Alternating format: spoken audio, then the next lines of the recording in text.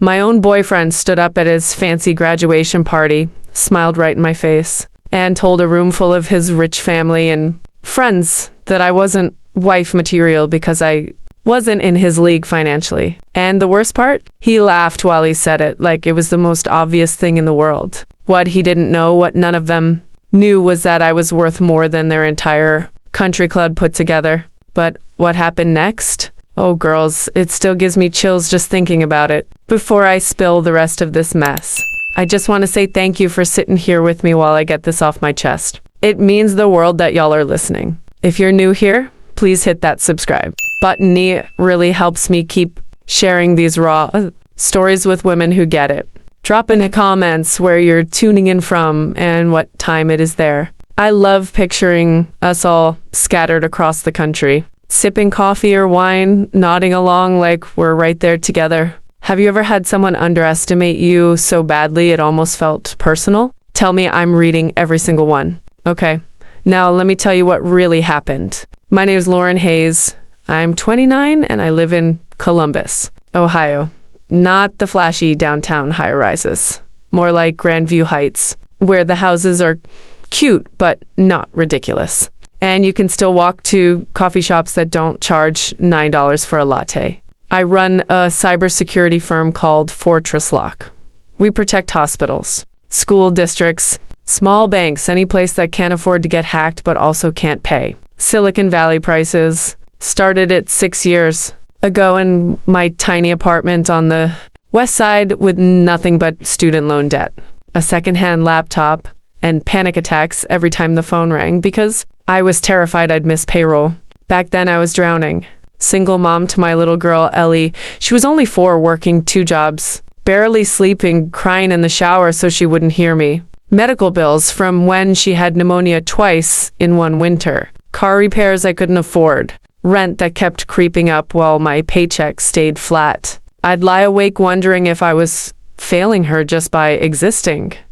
That fear? It's the kind that either breaks you or builds something unbreakable. For me, it built Fortress. Fast forward, we're now clearing 8 figures in revenue, mostly recurring contracts. I've got 32 employees, an office in the short north with exposed brick and plants. Everyone fights over watering, and yeah, the company valuation sits around $47 million last time we had it appraised. But I still drive the same 2018 Honda CR-V I bought used when Ellie was in kindergarten. Still shop at Kroger. Still clip coupons on my phone while I'm waiting for coffee. Because money changes how people treat you. And after everything I'd been through, I wanted to know who liked Lauren the person, not Lauren the paycheck. That's why when I met Jackson Whitmore 14 months ago at a little place called Fox in the Snow on Bethel Road, I gave him the practiced line, "I work in IT." He smiled that easy golden boy smile, tall.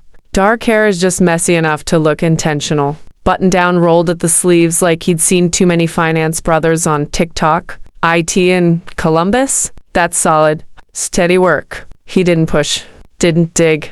Just nodded like it was normal.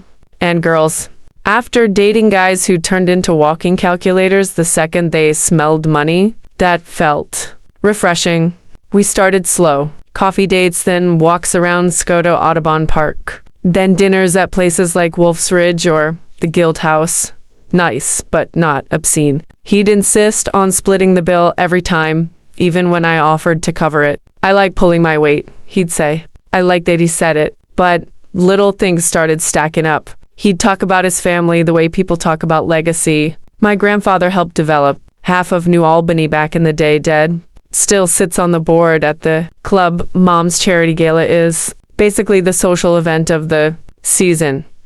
Old Columbus, money think. German village mansions, summer houses on Lake Erie, trust funds that started before I was born. I listened, smiled, kept my mouth shut in about the fact that my steady IT job had just closed a 7-figure deal with the state's largest hospital network. 3 months in, I met them.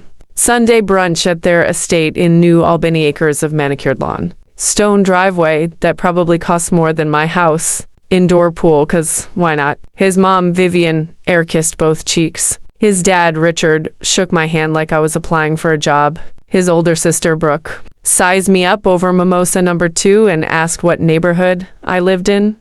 Grandview, I said. She gave that polite little, oh, that really means cute. Then came Uncle Derek, investment guy, loud laugh, louder watch. First thing out of his mouth, IT, huh? Hope you've got a side hustle. Tech's brutal when the bubble pops. I smiled. I manage. He chuckled like I'd told a joke. Smart girl. Managing expectations is half the battle. Jackson just laughed along. She's doing fine, Uncle D. Fine. That word stuck in my throat like a bone. Over the next months, the comments kept coming, little drips of condescension wrapped in concern. You don't have to stress about the bill, babe. I got this one. Maybe look into a Roth IRA. Me dad's advisor could hook you up. Columbus's rent is insane. You should think about moving back in with your parents for a bit to save. Each one landed like a paper cut. Small, polite, bleeding slowly, and every time. Jackson would squeeze my hand under the table or kiss my temple and whisper, "They mean well." No, baby. They mean exactly what they're saying. I kept quiet because I needed to see how far it went. I needed to know if he loved me or the version of me that let him feel like the big man in the room. Then came the graduation party. His master's from Ohio State, big deal in their circle. Westwood Country Club, black dye optional, but everyone showed up looking like they stepped out of a catalog. I wore a simple navy dress I'd bought off the rack at Nordstrom Rack.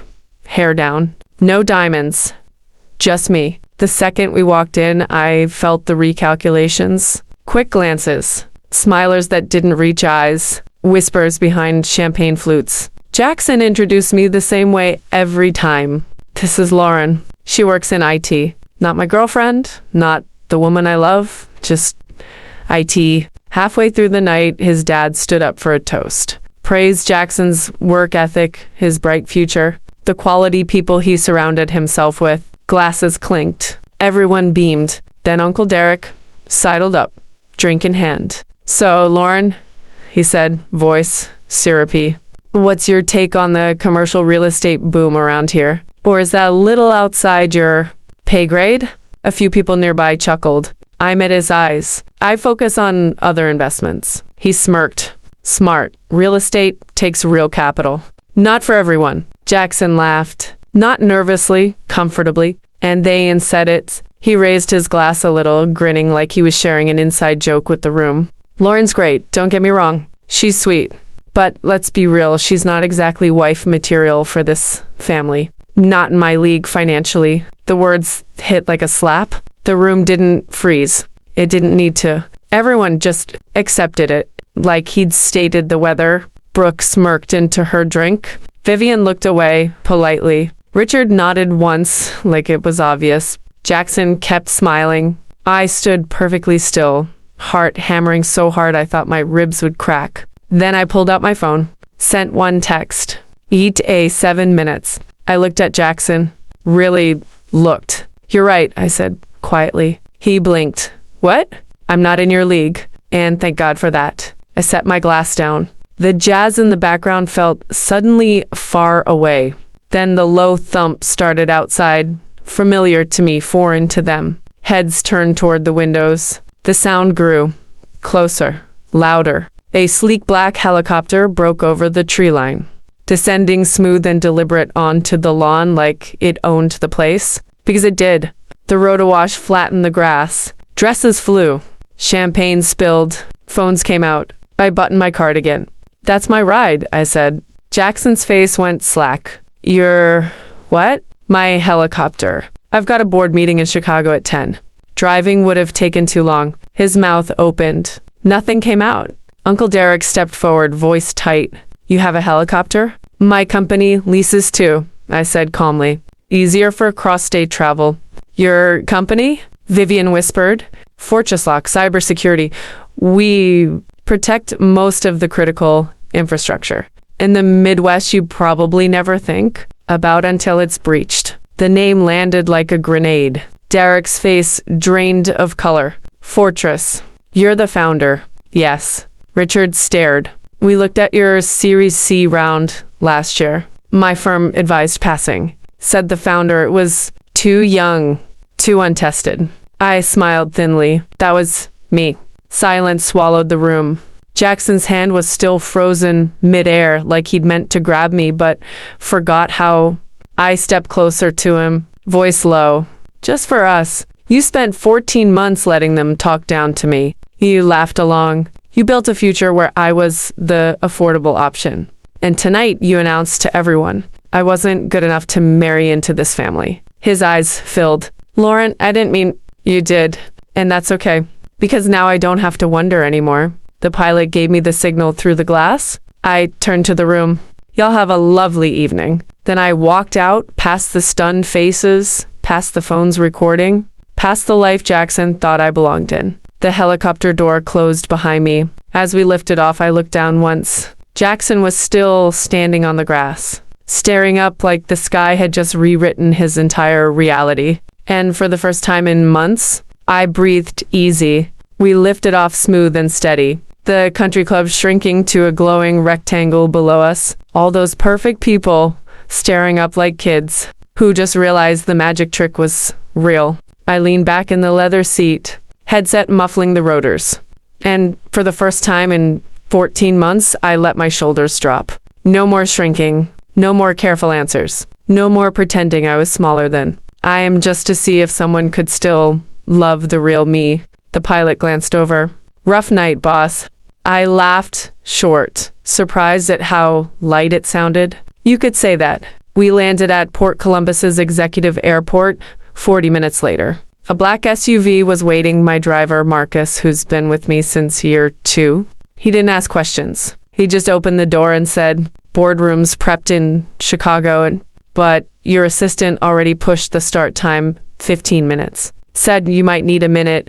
Smart woman. I always hire smart women. I got to the hotel suite around 9:30. Showered off the smell of champagne and judgment. Changed into the charcoal suit I keep for closing deals. And joined the video call from the conference table. The client was a regional hospital chain out of Illinois, big enough to matter, small enough to still feel human. We talked breach protocols, ransomware trends, how their last vendor left them exposed for 3 days straight. I listened more than I spoke. That's the secret nobody tells you. People don't pay for tech. They pay for someone who makes the fear go away. We signed at 11:15. 8.2 million annual recurring. Handshakes on screen. Smiles all around. No one asked about my personal life. No one cared what car I drove. It was clean, professional, equal. I flew commercial back to Columbus the next morning, first class, because why not? But still commercial. No helicopter flex needed when the work speaks for itself. Landed at noon, went straight to my office. Hugged my team, answered emails, and pretended the last 24 hours hadn't it turned my entire relationship inside out. But the phone wouldn't stop. First came the text from Jackson. I'm so sorry. I was drunk. I was trying to impress my dad. Please let me explain. You humiliated me in front of everyone. How could you do this to me? That last one made me pause. Humiliated him. Not I hurt you, not I was wrong, just him. Always him. Then Vivian, his mom, called. Voicemail sweet as artificial sweetener.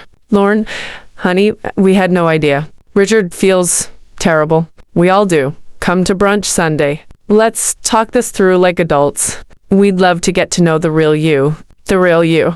Translation. The rich you. Derek emailed next. Professional tone. Subject line. Exploring synergies. Lauren impressive trajectory. My firm would love to discuss advisory services for your next round. Coffee next week? I deleted it without replying. Brooke texted a single emoji, the wide-eyed shock face. Then nothing. Probably Googling my net worth and recalculating her entire worldview. The worst was the mutual friends. People we'd double dated with. People who'd seen us hold cans at concerts in the arena district and thought we were cute. He's devastated, Lauren. He was raised that way. It's not an excuse, but give him a chance to apologize in person. Men say dumb things when they're nervous. Nervous. He wasn't nervous. He was certain. 3 weeks later, I was grabbing takeout from North Star. calf on High Street, kale Caesar, extra chicken. Because even millionaires need vegetables, and Ari was sitting at a corner table with his ex Meredith, the one he dated casually before me. Glossy ponytail, Lululemon athleisure that cost more than my monthly mortgage. Laughing too loud at something on her phone. He saw me first, froze, then stood like he'd been waiting for this moment his whole life. Meredith glanced up, confused. He muttered something to her, walked straight over. Lauren.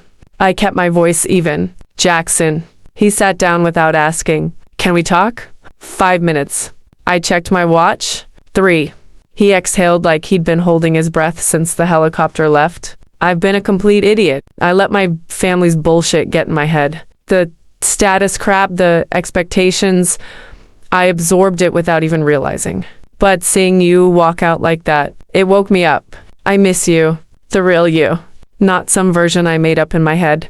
I studied his face. Same handsome features. Same earnest eyes. But now I saw the performance underneath. You missed the version where you felt bigger than me, I said quietly. His jaw tightened. That's not fair. It's accurate. He leaned in. I love you, Lauren. I still do. I want to make this right. Therapy, boundaries with my family, whatever it takes. I believe the love part. That was the cruelest thing. He probably did love me in his limited, conditional way. But love without respect is just possession dressed up nice. I stood, picked up my bag. I appreciate the apology. I really do. But I spent 14 months watching you let people treat me like I was disposable. You didn't defend me once. Not once. You laughed. You agreed. You planned a future where I was the side character. And the second you found out I had money, suddenly I'm worth fighting for? He opened his mouth, closed it. That's not love, I said. That's convenience. I walked out. Didn't look back. Didn't need to. We met one last time. My choice. Neutral ground. A quiet booth at Harvest Pizzeria in German Village. No audience. No helicopters. Just us. He looked wrecked. Bags under his eyes. Shirt wrinkled like he hadn't slept right in weeks. Thank you for coming, he started. I nodded. Let him talk. He poured it out. How he'd been reflecting, how therapy was helping him unpack the entitlement he'd never questioned. How his parents were rethinking their priorities. How he wanted to earn my trust back slow, no pressure. I listened, really listened. When he finished, I spoke softly. Jackson, I'm proud of you for doing the work. I am, but here's what I've learned. Respect isn't something you earn after you break someone. It's the baseline. You either have it or you don't, and for 14 months you didn't. His eyes glistened. So that's it? That's it. He swallowed hard. I'll always regret this. I know, I said, and I forgive you. But forgiveness doesn't mean reconnection. I stood, paid the bill, both our slices, because old habits. Walked to my car. Drove home to the house in Grandview. I'd finally let him see only in photos. The one with the big backyard where Ellie swings every evening after homework. The one with the home office that used to be my panicked room when things were tight. I stood on the porch that night, watching fireflies blink in the grass. Ellie ran out in her pajamas, hugged my legs. Mama, are you okay? I knelt, kissed her forehead. Better than okay, baby girl. 'Cause here's the truth. Nobody tells you when you're grinding through the hard years. The payoff isn't the money. It's the moment you realize you don't need anyone else's permission to take up space. You don't need a private jet to prove your worth, though it sure feels good to have one when the moment calls for it. You need boundaries. You need people who see you from day one, not when the numbers change. You need to trust your gut when the little comments start feeling like warnings. And you need sisters, real ones, not the fake polite kind who remind you that you're not crazy for wanting respect. Join a women's networking group. Find a therapist who takes your insurance. Budget like your future depends on it, because it does. Build your circle so tight that when someone tries to shrink you, they bounce right off. I blocked the whole Whitmore clan that night. Phone, socials, email, done. 2 months later, Fortress hit a new milestone, 50 million valuation. We celebrated with pizza and Prosecco in the office. My team toasted me like I was family, because I am. and somewhere in New Albany. I like to think Jackson's still staring at his phone, hoping for a text that's never coming. Me, I am finally free. Free to build. Free to love on my terms. Free to be the woman I fought so hard to become without apology. Without audition, without anyone else's scorecard. Girls, if you're still here, thank you. Truly, if this hit home. Drop a heart or tell me your version in the comments. Have you ever had to walk away from someone who only valued you when it suited them? How did you rebuild? I read every word. And if you haven't subscribed yet, please do. Hit that button. It means I get to keep showing up for women like us strong. Tired, brilliant, and finally done shrinking. Love y'all. Talk soon.